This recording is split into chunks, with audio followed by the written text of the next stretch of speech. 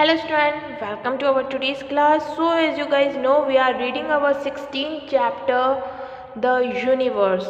हम यहाँ हमारा 16th चैप्टर पढ़ रहे हैं यूनिवर्स, और हमारी लास्ट क्लास में हमने सन के बारे में डिस्कस किया था, जो कि यूनिवर्स में जो है जितने भी चीज़ें हैं वो सब यूनिवर्स का एक पार्ट है, और इसमें सबसे इम्पॉर्टेंट पार्ट जो है वो है हमारा सन यानी सूरज। और सूरज हमारे लिए बहुत बहुत इम्पॉर्टेंट होता है। We can't imagine our life without the sunlight. हम हमारी ज़िंदगी को इमेजिन भी नहीं कर सकते बिना सनलाइट के, because sun give us energy, it bright our days, हमारे दिनों को रोशन करता है। हमारे दिन में जो इतनी डे टाइम में जो इतनी रोशनी होती है वो किसकी वजह से होती है? सन की वजह से होती है, और हमें ये एनर्जी देता है।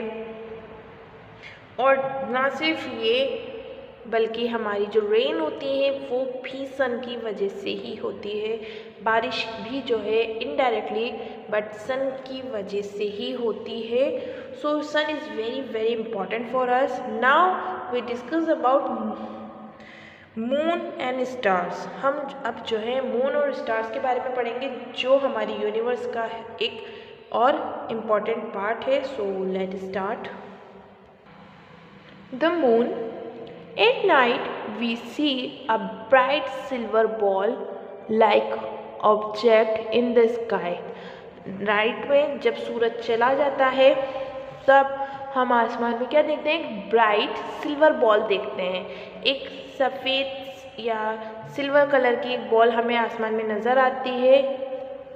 इट इज़ द मून, और वो क्या है? मून है, यानी चांद है, चंद्रमा है। सो नाइट टाइम में हमें आसमान में स्काई में क्या दिखाई देता है? एक ब्राइट सिल्वर बॉल नज़र आती है जिसे मून कहते हैं। The moon is famous as Chanda Mama, और इन्हें हम चंदा मामा भी कहते हैं ना। चंदा मामा किसे कहते हैं? हम मून को ही तो कहते हैं ना, कि रात में चंदा मामा आ जाते हैं और दिन में सूरज चाचू आ जाते हैं। तो सूरज चाचू के बारे में तो हमने लास्ट क्लास में पढ़ा ही था। आज हम चंदा मामा के बारे में पढ़ रहे हैं। अमोंग द चिल्ड्रन, इन्हें बच्चे क्या कहते हैं? कि बच्चों के बीच में जो है चंदा मामा के नाम से फेमस है। The moon is the closest neighbour of the earth, और जो मून है ये सबसे ज़्यादा क्लोज है अर्थ हमारा जो प्लैनेट है अर्थ, इसके सबसे जो क्लोजेस्ट है वो कौन सा ऑब्जेक्ट है? मून है। Moon is round and smaller than the sun. जो मून है वो शेप में कैसा है? राउंड होता है, गोल होता है, लेकिन ये सन से बहुत छोटा होता है। It is not as bright and hot as the sun, और ना ही ये सन की तरह बहुत ज़्यादा ब्राइट चमकीला होता है और ना ही बहुत ज़्यादा गर्म होता है। जैसे सन जो है एक फायर बॉल होती है, बट जो मून है वो फायर बॉल नहीं है। वहाँ पे ना तो बहुत ज़्यादा ब्राइटनेस होती है और ना ही जो है वो बहुत ज़्यादा गर्म होता है। ये आप ये कह सकते हैं कि जो मून होता है, मून को भी उसकी जो ब्राइटनेस है वो सन से ही मिलती है। It gets light from the sun, और इसको अपनी जो लाइट है वो किससे मिलती है? सन से मिलती है। It gives us light at night, और ये हमें रात में लाइट जो है रोशनी देता है। नाइट में जब सूरज चाचू अपने घर चले जाते हैं तब, यानी कि जब सनसेट हो जाता है, तब जो मून है, जो चंदा मामा है, वो आते हैं और हमें जो है लाइट देते हैं। सो लेकिन इनके पास जो लाइट होती है वो इनकी खुद की नहीं होती है। जो मून है वो अपनी लाइट किससे लेता है? सन से लेता है। नाउ स्टार्स, देखिए अब यहाँ पे हमने द मून, द सन पढ़ा था, बट यहाँ हम क्या पढ़े? द स्टार्स, यानी कि यहाँ पे एस लगा हुआ है, तो स्टार जो है एक नहीं होता है। जैसे सन और मून एक होते हैं, एक ही होते हैं, दूसरा कोई सन या दूसरा कोई मून हमारी अर्थ पे हमें देखने को नहीं मिलता है।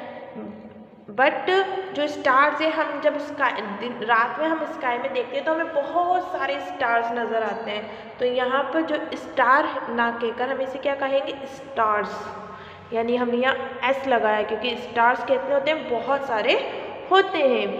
Eight night we see a large number of twinkling object in the sky. रात के टाइम पे हमें बहुत सारे चमकते हुए ऑब्जेक्ट नज़र आते हैं आसमान में। These are known as the star, और इन्हीं को हम किसके नाम से जानते हैं? स्टार्स के नाम से जानते हैं। We can not count them, हम इन्हें गिन नहीं सकते। They twinkle all the night, और ये पूरी रात चमकते रहते हैं। जो स्टार्स होते हैं ये क्या करते हैं? पूरी रात चमकते हैं और हम इनको गिन नहीं सकते। दे आर वेरी बिग, ये बहुत बड़े हैं। Hot and bright as the sun, और ये सन की तरह ही बहुत गर्म और चमकीले हैं।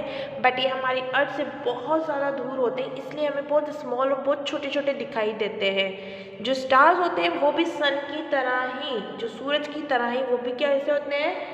बहुत ज़्यादा ब्राइट और हॉट होते हैं, बहुत ज़्यादा गर्म होते हैं। बट इनका जो डिस्टेंस है अर्थ से वो बहुत ज़्यादा है। सन हमारी अर्थ से बहुत क्लोज है, बट जो अदर स्टार्स हैं वो हमारी अर्थ से, हमारी धरती से बहुत दूर होते हैं, इसलिए हमें बहुत छोटे छोटे नज़र आते हैं। और डे टाइम में जब सनलाइट बहुत ज़्यादा ब्राइट होती है तब ये जो स्टार्स हैं हमें दिखाई नहीं देते। बट रात में जब सनसेट हो जाता है, सूरज डूब जाता है, तब हमें ये दिखाई देते हैं।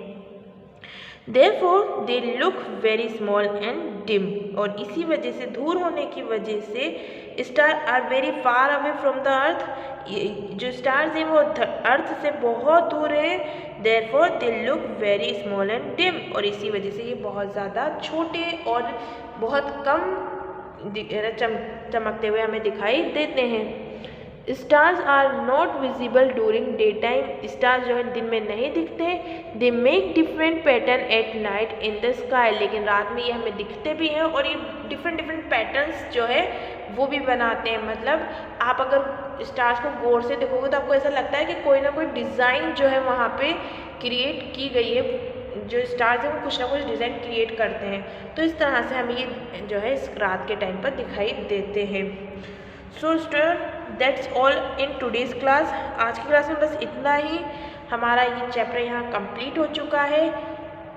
नेक्स्ट क्लास में हम फिर से मिलेंगे और इस चैप्टर से रिलेटेड क्वेश्चन आंसर्स और एक्सरसाइज को सॉल्व करेंगे। Till then you keep studying, keep learning, take care and bye bye.